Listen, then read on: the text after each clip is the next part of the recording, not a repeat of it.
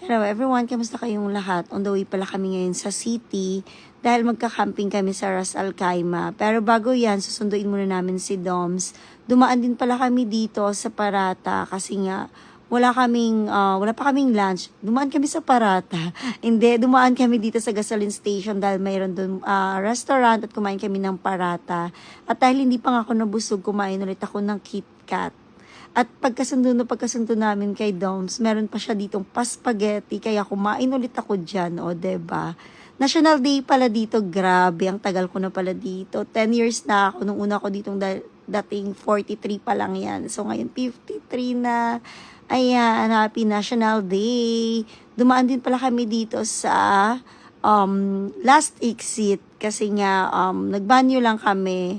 So, ayan, picture-picture kami dito dahil maganda ang phone ni Doms. Charis. O, diba? So, nandito na